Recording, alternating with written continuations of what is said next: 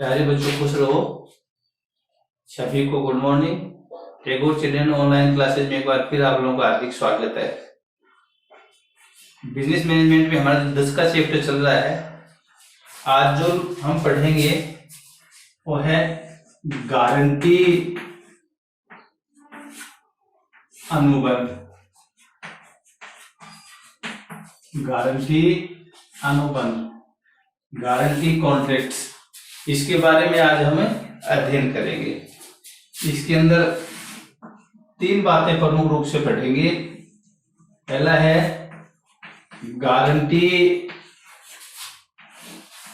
अनुबंध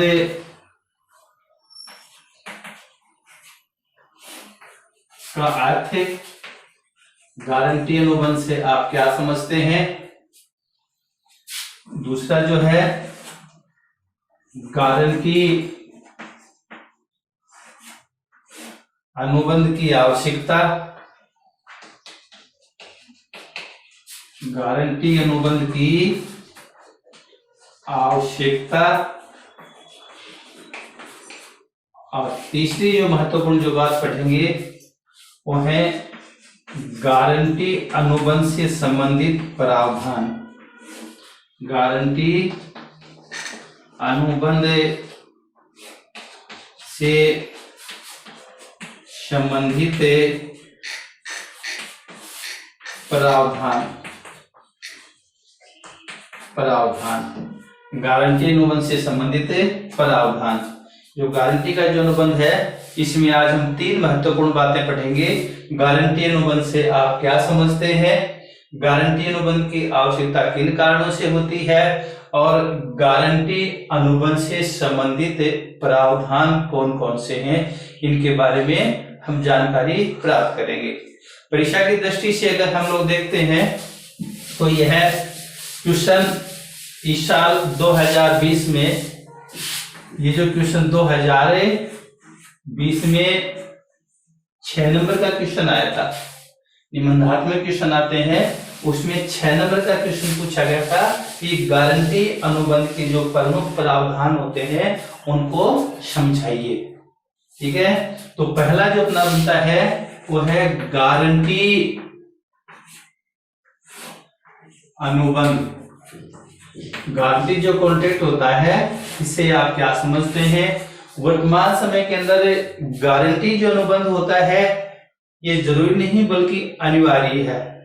अनेक प्रकार की जो बिल्डिंगों का निर्माण होता है, पुलों का निर्माण होता है, बांध का निर्माण होता है, कई प्रकार के लोगों की वित्त की जो आवश्यकताएं होती हैं, तो बैंकों द्वारा आदि वित्त प्रदान करने के लिए और इसकी जमानत या गारंटी की आवश्यकता पड़ती है, जिससे गारंटी अनुबंध का निर्माण होता है, गारंटी की आवश्यकता होती है। गारंटी अनुबंध का जहां तक प्रश्न है, गारंटी अनुबंध में 3 पक्षकार होते हैं। 3 पक्षकार होते हैं। पहला है प्रतिभू, दूसरा ऋणदाता या लेनदार, और तीसरा जो आता है वो आता है ऋणी या देनदार। तो क्वेश्चन आता है गारंटी अनुबंध में कितने पक्षकार होते हैं। 3 पक्षकार होते हैं, प्रतिभू, ऋणदाता और ऋणी। प्रतिभू, ऋणदाता और ऋणी। गारंटी अनुबंध में 3 पक्षकार होते हैं। अब आता है गारंटी अनुबंध क्या होता है। गारंटी अनुबंध वह होता है जिसमें एक व्यक्ति द्वारा दूसरे व्यक्ति को, प्रतिभू द्वारा ऋणदाता को, तीसरे पक्षकार द्वारा अपने वचन का पालन नहीं करने पर, तीसरे पक्षकार द्वारा अपने वचन का पालन नहीं करने पे तीसरे पक्षकार की ओर से निष्पादन दायित्व या वचन का पालन किया जाता है। इस प्रकार से गारंटी अनुबंध वह होता है जिसके अंदर एक पक्षकार दूसरे पक्षकार को, तृतीय पक्षकार द्वारा अपने वचन का पालन नहीं करने पे तृतीय पक्षकार की ओर से पहला जो पक्षकार होता है अर्थात प्रतिभू होता है, तीसरे पक्षकार के वचन, दायित्व आदि का निष्पादन करने की गारंटी देता है या निष्पादन करता है। तो इस प्रकार से ये जो तीनों पक्षकार होते हैं, गारंटी कौन देता है? गारंटी या जमानत कौन देता है? प्रतिभू देता है। किसको देता है? ऋणदाता को देता है। किसके लिए? ऋणी के लिए देता है। ठीक है, ये जो तीनों पक्षकार होते हैं, ऋणदाता को गारंटी दी जाती है, ऋणी की गारंटी दी जाती है, प्रतिभू द्वारा गारंटी दी जाती है। ये पहला पक्षकार होता है, ये दूसरा पक्षकार होता है और ये तीसरा पक्षकार होता है। समझ गए? अर्थात प्रतिभू के द्वारा ऋणी की गारंटी दी जाती है ऋणदाता को। ऋणी अगर समय के ऊपर अपने दायित्व या वचन का निष्पादन नहीं करता है तो ऋणी की तरफ से प्रतिभू जो होता है वो इसका पालन कर देता है। ठीक है, तो इस प्रकार से ये होता है गारंटी अनुबंध। जैसे राम एक अवयस्क व्यक्ति है और श्याम दो पक्षकार हैं। राम श्याम दो पक्षकार हैं, ये एक अवयस्क व्यक्ति है। श्याम राम को 5,000 रुपए देता है। ठीक है, सीता इसकी गारंटी देती है। गारंटी कौन देती है? सीता देती है। अगर राम आपको 5,000 रुपए नहीं देगा तो मैं आपको दे दूंगी। तो इस प्रकार से राम श्याम को 5,000 रुपए देने से मना कर देता है, तो यहाँ पे सीता श्याम को 5,000 रुपए चुकाएगी। तो ये गारंटी का अनुबंध है। ठीक है, यहाँ पे सीता कौन है? प्रतिभू है। ये कौन है? ऋणदाता है। ये कौन है? ऋणी है। ये पहला पक्षकार, ये दूसरा पक्षकार है, ये तीसरा पक्षकार। तो ये तीन पक्षकार इस प्रकार से होते हैं। अब आता है गारंटी अनुबंध की आवश्यकता। आज का जो दूसरा टॉपिक जो आता है वो है गारंटी अनुबंध की आवश्यकता। गारंटी अनुबंध की आवश्यकता, needs of A guarantee contract. Guarantee अनुबंध की जो आवश्यकता होती है वो निम्न कारणों से होती है। गारंटी अनुबंध की आवश्यकता लगभग 3 कारणों से होती है। जब कोई व्यक्ति क्रियाओं के लिए, पहला है जब कोई व्यक्ति क्रियाओं के लिए,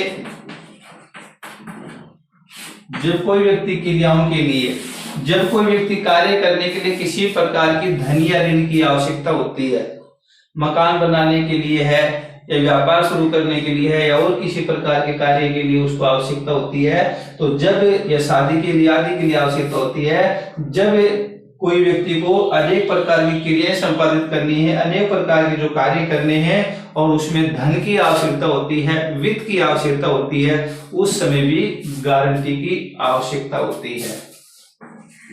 दूसरा आता है क्रेता द्वारा विक्रेता से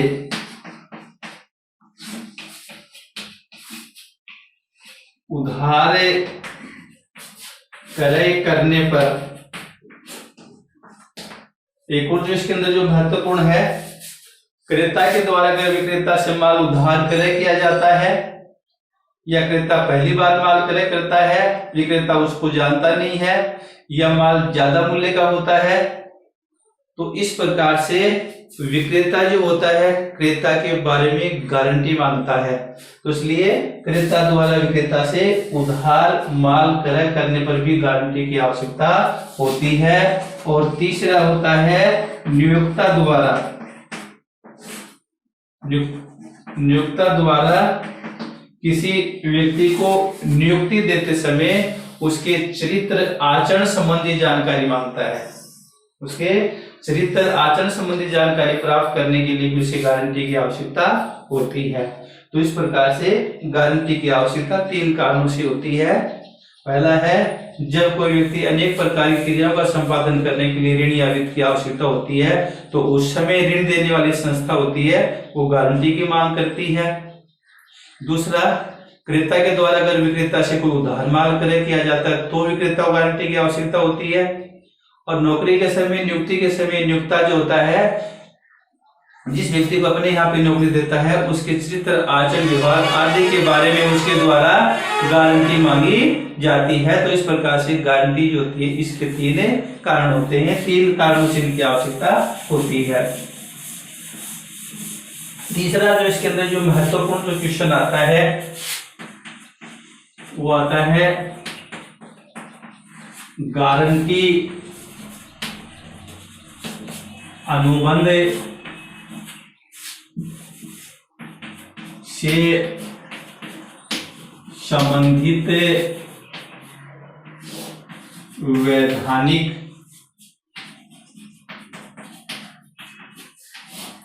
प्रावधान या मुख्य बातें।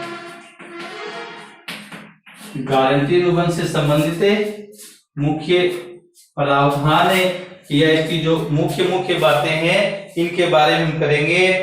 गारंटी अनुबंध में जो गारंटी दी जाती है, 1 नंबर है, गारंटी अनुबंध में जो गारंटी दी जाती है वह मूल ऋणी की प्रार्थना पर दी जानी चाहिए।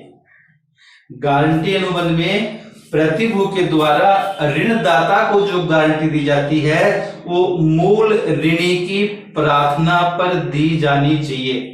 अगर वह मूल ऋणी की प्रार्थना पर नहीं दी जाती है तो वह अनुबंध वैध नहीं माना जाएगा, गारंटी सही नहीं मानी जाएगी। दूसरा जो इसमें बिंदु आता है उसमें आता है इसमें मुख्य जो दायित्व जो होता है, गारंटी अनुबंध में मुख्य दायित्व मूल ऋणी का होता है। गारंटी का जो अनुबंध होता है इसमें मुख्य दायित्व मूल ऋणी का होता है। अगर मूल ऋणी अपने वचन, अपने दायित्व या निष्पादन का सही प्रकार से पालन कर देता है तो प्रतिभू का दायित्व होने का प्रश्न ही नहीं उठता, प्रतिभू की कोई आवश्यकता ही नहीं होती है, क्योंकि मूल जो है दायित्व मूल ऋणी का होता है और उसके द्वारा कोई त्रुटि नहीं की जाती है, अपने दायित्व का समय पर निष्पादन कर दिया जाता है, वचन का समय के ऊपर पालन कर दिया जाता है। तो ऐसी स्थिति में प्रतिभू का कोई भी दायित्व नहीं है, प्रतिभू अपने दायित्व से अपने आप ही ऑटोमेटिक रूप से ही इसके अंतर्गत तो है मुक्त मान लिया जाता है। तीसरा जाता है गारंटी के वैध निर्माण के लिए आवश्यक है।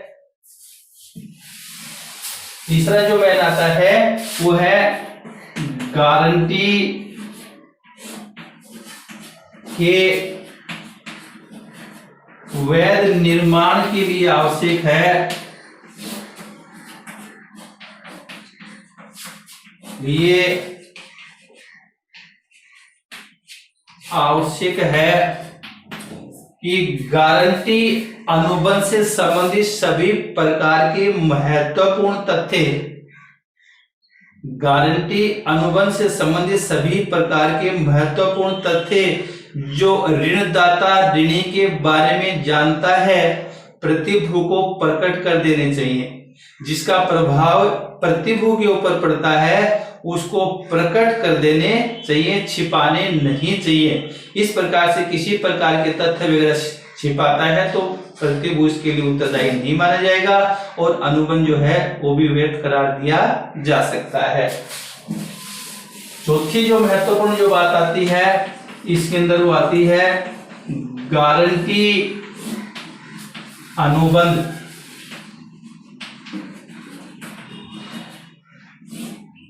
गारंटी अनुबंध लिखित एवं मौखिक, गारंटी अनुबंध लिखित भी हो सकते हैं और मौखिक भी हो सकते हैं। लेकिन बैंक द्वारा दिए जाने वाले सभी प्रकार के जो ऋण होते हैं या बैंक द्वारा किए जाने वाले सभी प्रकार के व्यवहार जो होते हैं वो लिखित में होते हैं। ठीक है, तो गारंटी अनुबंध जो होते हैं वो लिखित भी हो सकते हैं, मौखिक भी हो सकते हैं, लेकिन बैंक द्वारा दिए जाने वाले सभी प्रकार की जो गारंटी होती है, किए जाने वाले जो व्यवहार जो होते हैं वो सभी लिखित में होते हैं। पांचवा जो आता है, प्रतिभूति द्वारा दी गई जो गारंटी होती है वो मूल ऋणी की प्रार्थना पर दी जानी चाहिए। प्रतिभूति द्वारा दी जाने वाली गारंटी मूल ऋणी की प्रार्थना के ऊपर दी जानी चाहिए। मूल ऋणी की प्रार्थना पर गारंटी दी जानी चाहिए। अगर मूल ऋणी की प्रार्थना पर गारंटी नहीं दी गई है तो ऐसी गारंटी मान्य नहीं होगी।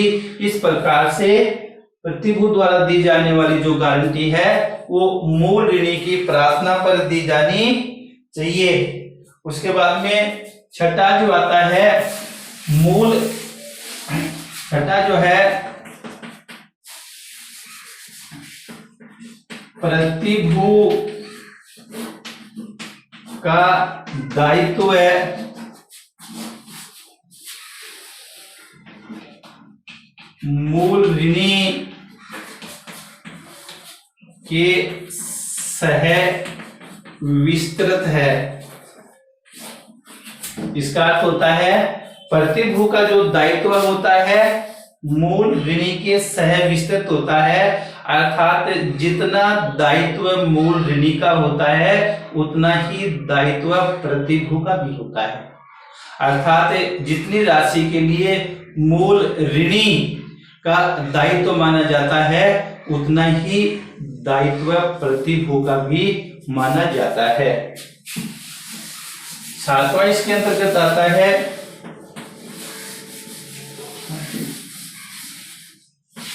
प्रतिभूति का दायित्व गौण होता है। प्रतिभूति का जो दायित्व होता है गौण होता है, मूल दायित्व तो ऋणी का ही माना जाता है। आठवां इसके अंतर्गत आता है, अगर प्रतिभूति की मृत्यु हो जाती है, प्रतिभूति की मृत्यु हो जाती है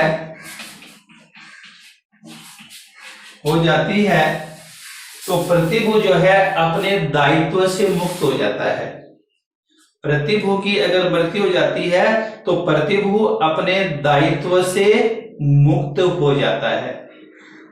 लेकिन मृत्यु से पहले किए गए सभी प्रकार के जो व्यवहार होते हैं उनके लिए उनके जो उत्तराधिकारी होते हैं उनको जिम्मेदार ठहराया जाएगा, उनको जिम्मेदार ठहराया जाएगा।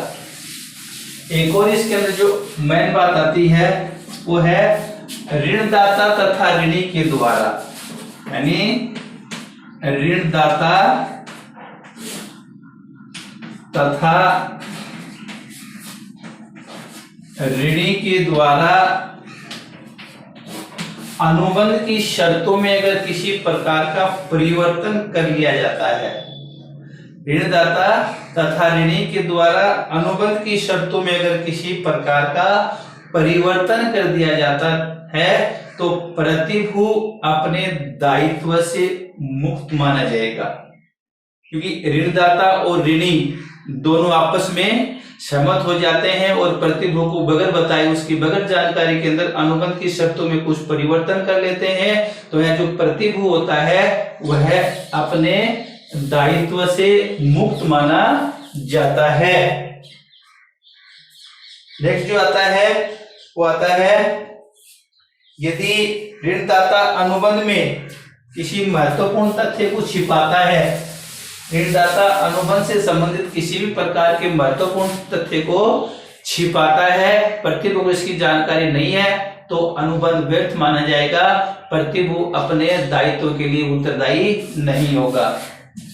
और लास्ट जो इसका आता है वो है प्रतिभू द्वारा अपने दायित्व का निष्पादन, प्रतिभू द्वारा अपने दायित्व का निष्पादन करने के बाद में, प्रतिभू जो है ऋणी की तरफ से अपने सभी प्रकार के जो दायित्व जो होते हैं उसका निष्पादन करने के बाद में ऋणदाता के सभी अधिकार प्रतिभू प्राप्त कर लेता है। अर्थात ऋणदाता को ऋणी के प्रति जो अधिकार थे वो अधिकार अब प्रतिभू को प्राप्त हो जाते हैं।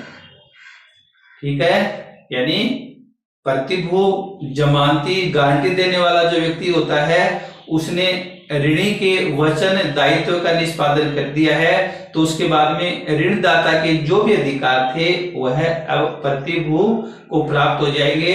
अर्थात ऋण से राशि वसूल करने, ऋण की राशि वसूल करने का अधिकार ऋणदाता को ऋणी से था, लेकिन ये राशि प्रतिभू ने चुका दी। अब प्रतिभू जो है वो ऋणी से इस राशि को प्राप्त करने का अधिकारी माना जाएगा। तो इस प्रकार से आज हमने गारंटी अनुबंध से संबंधित जानकारी हम लोगों ने पढ़ी है।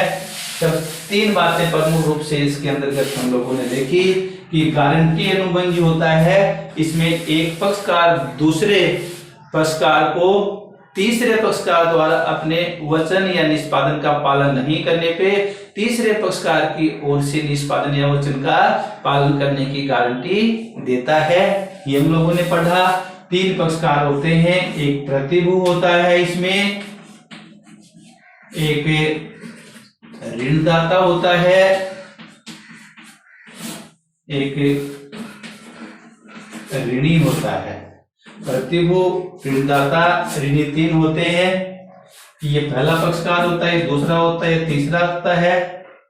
ऋणी द्वारा अपने वचन का पालन नहीं करने पे प्रतिभू द्वारा ऋणदाता को गारंटी दी जाती है। ये चीजें हमने पढ़े। प्रतिभू की आवश्यकता 3 कारणों से होता है, ये भी मैंने बताया आपको।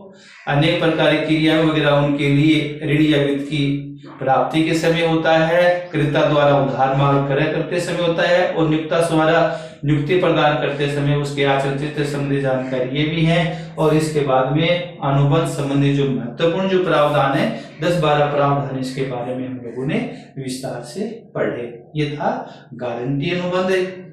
कल हम लोग इसके नेक्स्ट जो है निक्षेप संबंधी अनुबंध, उनके बारे में हम लोग अध्ययन करेंगे। तब तक सभी बच्चों को धन्यवाद।